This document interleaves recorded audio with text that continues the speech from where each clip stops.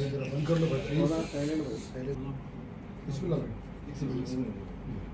बिस्मिल्लाहिर्रहमानिर्रहीम। स्टार्ट जी, आज का एक कॉन्फ्रेंस का जो मकसद है खास कर से ये है कि देश में होने वाले नाइंसाफियों के खिलाफ ऑल इंडिया महिला एम्पावरमेंट पार्टी ने 10 साल पहले कदम उठा चुकी है जस्टिस फॉर ह्यूमैनिटी के लिए, लोगों के इंसाफ के लिए। उसके लिए काफ़ी तकालीफों को बर्दाश्त करना पड़ा, काफ़ी इल्ज़ामों को सहना पड़ा, काफ़ी चीज़ों के लिए ये करना पड़ा। मगर ख़ास कर से आज जो मैं कॉन्फ्रेंस पे जो बात करना चाहती हूँ वो ये है कि हैदराबाद में जो आने वाला लोकसभा इलेक्शन मैं कंटेस्ट करना चाह रही हूँ हैदराबाद एमपी सीट के लिए। और ख़ासकर से जो मैं देख रही हूँ 10 साल और 15 साल से, जो मैं अपने आप से जो चीज़ें देखी हूँ, यहाँ पर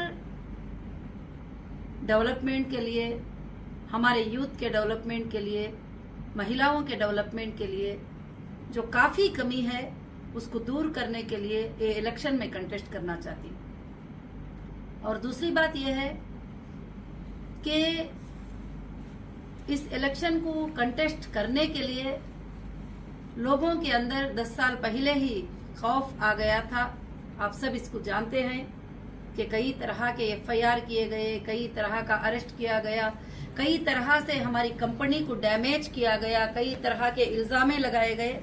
आज भी कुछ यूट्यूबर कुछ जगह पर सोशल मीडिया पर बहुत सारे गलत सलत बातें सब कहते रहते हैं, मगर मैं आप सब मीडिया के जरिए, मेरे भाइयों के जरिए मैं यही मैसेज देना चाहती हूँ कि हमारा कहीं भी कोई रॉन्ग इंटेंशन, गलत इंटेंशन नहीं है। और खास कर से लोगों को तकलीफ ये है कि जब नौहीरा शेख अगर हुकूमत में आ जाएगी, पावर में आ जाएगी, तो वो अपने बच्चों को बच्चों की तरह देखेगी, अपने बहनों को बहनों की तरह देखेगी, और वो अपने यूथ को, अपने गर्ल्स को, अपने महिलाओं को जो है बहुत ज्यादा एम्पावर में लाएगी। और यहाँ के होने वाले नाइंसाफियों के खिलाफ वो एक स्ट्रांग लड़ाई लड़ेगी।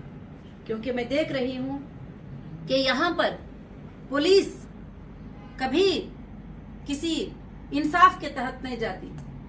क्योंकि मैंने फिजिकल देखा है कि हमारा जो एक अफिया प्लाजा के ऊपर एक शोरूम था, एक आउटलेट था 10 साल पहले, उसको लोगों ने जबरदस्ती आके कब्जा किया। हमारी ये पार्टी है, हम वो पार्टी के लीडर, ये पार्टी के लीडर, एक हरा भरा शोरूम आप देख सकते हैं अच्छी तरीके से, और उसको कब्जा किया गया। मेहदीपट्टनम के पुलिस स्टेशन में मैंने 3 बार एफआईआर किया। क्या फायदा है? वो एफआईआर एक पेपर के बराबर है, कुछ मतलब ही नहीं रखता। और उल्टा जिन लोगों के ऊपर जुल्म चला है उनके ऊपर एक्शन लेने के लिए आ जाती, और जो चीजें जहां पर जुल्म होता है वो जुल्म को हटाने के लिए कोशिश नहीं करते।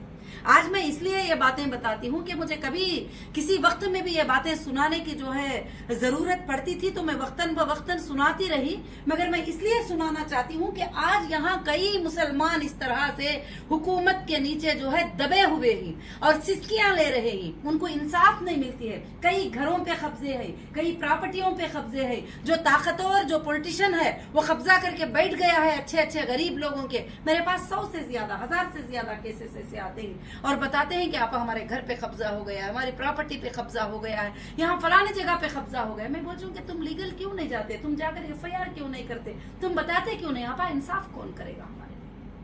क्योंकि यहाँ पर पुलिस पे भी प्रेशर बनाया जाता है कि अगर गलत भी क्यों ना हो तुम जो है उसके ही ऊपर जो है जुल्म कर लो। तो फिर इसी तरह से काफी मर्डर हुए, यहाँ पर रोडों पे मर्डर हुए, और वो फाइल 3 महीनों में क्लोज हो जाते हैं। और 2 लड़के जो काम नहीं आने वाले, जो मारने लगाते हैं वो लोग अलग होते हैं, वो फाइल 2 महीनों में क्लोज हो जाती है। कई वक्फ बोर्ड के प्रॉपर्टियों पे कब्जा हुआ, कई वक्फ बोर्ड के प्रॉपर्टियां सेल किए गए और कहते ही मुसलमानों की बातें, मुसलमानों की मदद। कई वक्फ बोर्ड के प्रॉपर्टियों को जो है सेल किया गया, यहाँ तक कि कब्रिस्तानों के प्रॉपर्टियों को सेल किया गया, यहाँ तक कि बहुत सारे जुल्म जो है यहाँ पर हो रहे ही मुसलमानों के नाम पर। अगर आप सबकी साथदारी रही, आपकी आवाज मेरे साथ रही, तो इंशाअल्लाह ये इलेक्शन लोकसभा में कंटेस्ट करके और जीत के आपके जो ख्वाब है हैदराबाद के, उसको मैं सच करना चाहती हूँ। मैं पिछले दिनों में भी बताई थी, मैं वर्ल्ड सिटी को गोल्ड सिटी बना दूंगी, वर्ल्ड सिटी का नाम हटा दूंगी और वर्ल्ड सिटी को वर्ल्ड रखने का हटाकर मैं न्यू सिटी बनाकर जो है आप सबको जो है एक अच्छा प्लेटफॉर्म देना चाहती हूँ। उसके लिए मुझे काफी डैमेज करना पड़ा। मुझे जरूरत नहीं है पॉलिटिकल में आने की, आप समझ सकते हैं। मुझे महलों से नीचे उतर के जाके जो है काम करने की जरूरत नहीं है, किसी के पास गाली खाने की जरूरत नहीं है, एक यूट्यूबर के पास एक बात सुनने की जरूरत नहीं है। मैं सिर्फ इसलिए पार्टी को लॉन्च किया कि मेरे ऊपर 2010 से लेकर जुल्म जब करते थे, ना मैं पॉलिटिशियन थी, ना मेरे बाप दादा पॉलिटिशियन ही, ना मुझे पॉलिटिक्स आती है ना आती थी। और उस वक्त से जब मैंने ये पॉलिटिकल जुल्म को जो देखा, जो असदुद्दीन ओवैसी साहब ने मेरे ऊपर तरह तरह का जो जुल्म किए, जो रात में 12 बजे पुलिस को भेज देना सर्च वारंट देके और उनको भेज देना, इनको भेज देना, और जीत जाने के बाद भी मैं केस फिर उसको रीओपन कराना और सताना, सिर्फ उनको मेरी एक अकेली औरत से डर लगता है। पूरे देश में जितनी औरतें ही, उनसे उनको कोई डर नहीं लगता, एक अकेली औरत से डर लगता है। अब और घबराए हुए ही क्यों कि उनके ऊपर नीचे की कोर्ट में 100 करोड़ का मानहानि केस जो है मैं जीत चुकी हूँ। अब वो हाई कोर्ट को गए ही स्टे लाने के लिए, क्यों कि एक औरत होने के नाते मुझे बहुत सताया गया है। आप सबको मालूम है कि मेरे ऊपर नाहक का इल्जाम का एफआईआर चलाया गया और एफआईआर उस वक्त मेरे ऊपर बांधा गया जबकि मेरे पूरे शोरूम रनिंग थे, मेरे लोग हरे भरे जीते थे, मेरे आईबीजी के पूरे मेंबर पूरे इंडिया में पूरे मुसलमान आराम से जीते थे। ये मुसलमान का भाई कहने वाला उन सब के गले दबाने की कोशिश किया, उन सब के पेटों को जो है आज भी जो चीजें रिलीज नहीं होने के लिए पूरे ताकतें उनके जितने ही लगा रहे हैं। जब से मेरी एक ही आवाज है, मैं कहीं भी गलत नहीं हूँ। मैंने हाई कोर्ट में जीत कराई, मैं सुप्रीम कोर्ट में जीत कराई। मैं बोली कहां पर मैंने स्कैम किया, कहां पर गलत किया, आप बताइए, प्रूफ कराइए मुझे। कौन सी बैंक को डुबाया है, किसको डुबाया है, क्या किया है।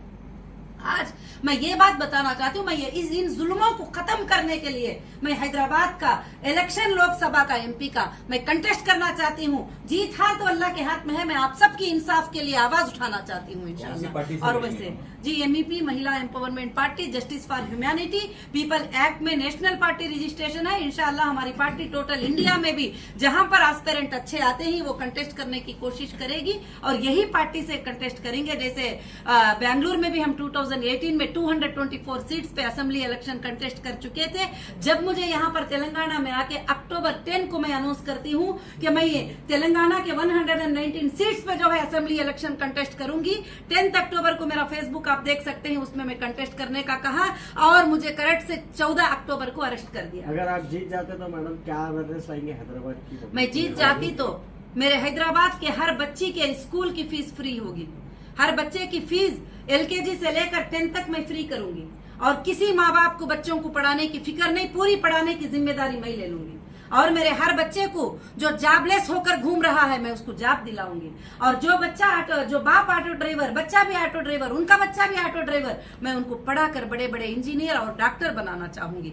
हर वो औरत बच्ची को मैं बहुत बड़ी पढ़ाई देना चाहूंगी। हर बेघर को घर दिलाने के लिए इंसाफ लाऊंगी और वो इंसाफ लाने के लिए स्टेट गवर्नमेंट से क्यों ना हो, सेंट्रल गवर्नमेंट से क्यों ना हो, लड़कर लाने की ताकत और पावर रखती हूँ। मैं उनके हुकूक को लाने की पावर रखती हूँ। अब ऐसा नहीं कि आज वर्ल्ड सिटी में कचरा जिधर पड़ा है कचरा वैसे ही पड़ा है, पुराना घर जैसा पड़ा है वो पुराना घर वैसा ही पड़ा है। अगर मच्छर सबसे ज्यादा कहीं पे है तो वही एरियाज में है जहां पर हमारे मुसलमान जीत कर कभी नजर नहीं डालते, कभी वो नालों पर नजर नहीं डालते, कभी वो बुरे गंदे रोडों पर नजर नहीं डालते। वो सब मैं क्लीन कराकर आपको एक सिंगापुर के जैसी सिटी बनाकर बताऊंगी और आपको इंटरनेशनल के जैसी सिटी बनाकर बताऊंगी। मुझे एक 5 साल आप सब मौका देंगे, आप मुझे ताकत देंगे। मुझे बहुत सारे धमकियां, मार देने के धमकियां, इलेक्शन में खड़े तो बहुत बहुत सारे चीजें और ऑलरेडी पहले दिनों में किए भी हैं, मगर मैं हिम्मत से आपके इंसाफ के लिए लड़ने आती हूँ। अगर मुझे मार भी दिए तो कोई परवाह नहीं है। आप सब आगे यूथ आ जाएंगे एक दिन फिर उठकर कि आप इंसाफ के लिए लड़ने आएंगे। जो हुकूमत 40 साल से चलाकर लोगों को धोखा दे रही है मुसलमानों के नाम पर,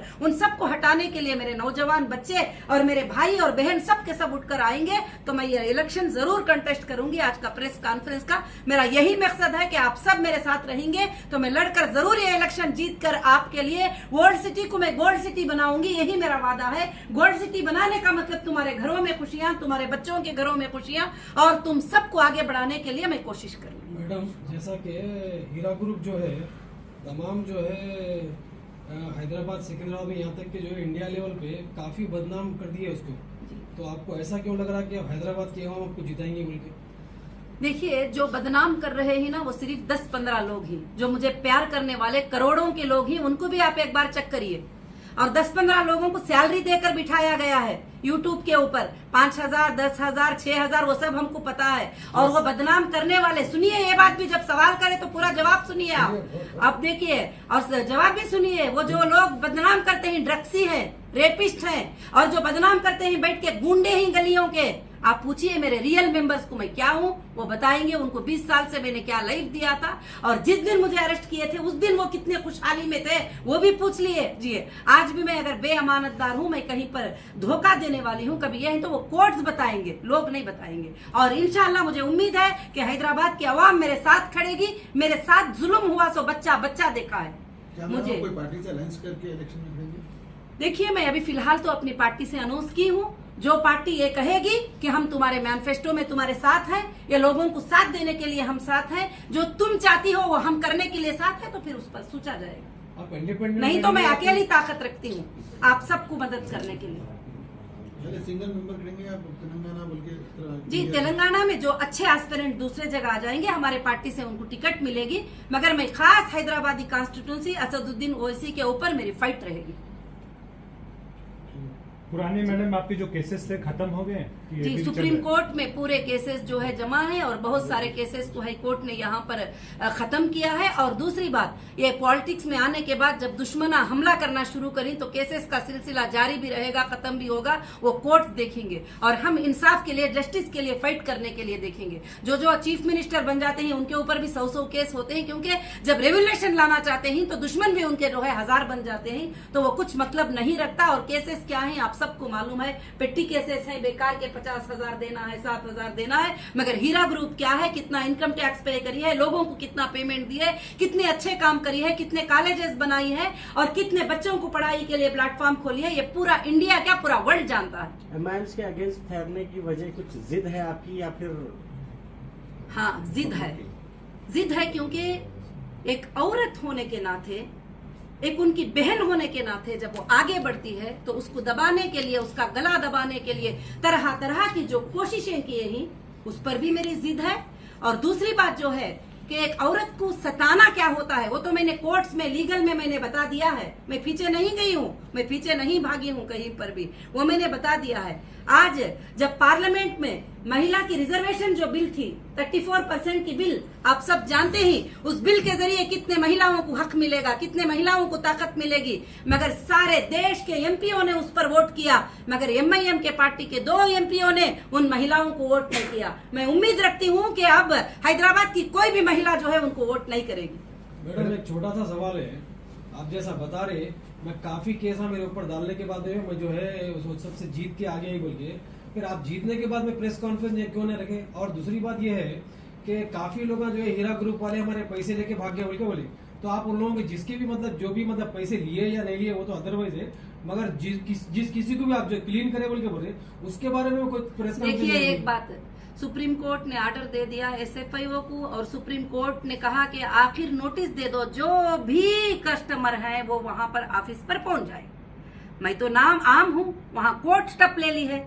एजेंसी स्टेप ले ली है तो मैं कौन हो सकती हूँ? जो भी लोग जाना है, यूट्यूब में बोलने से कुछ नहीं मिलेगा, गली में बोलने से कुछ नहीं मिलेगा। लीगल जो कस्टमर होता है वो लीगल अप्रोच हो जाएगा। तो सुप्रीम कोर्ट ने सितंबर 31 आखिर डेट दिया था कस्टमर के लिए, जो भी आना है वो आ सकते थे। एक बार जी, आपकी पार्टी का नाम और पार्टी के क्या है? और मेरी आपका पार्टी पूरा का नाम इंट्रोडक्शन जो है ऑल इंडिया महिला एम्पावरमेंट पार्टी है और उसका स्लोगन है जस्टिस फॉर ह्यूमैनिटी और शॉर्ट नेम है MEP, जस्टिस फॉर ह्यूमैनिटी। मैं उसकी नेशनल प्रेसिडेंट हूँ। आपका पूरा नाम बोलिए। नौहिरा, डॉक्टर नौहिरा शेख है जी।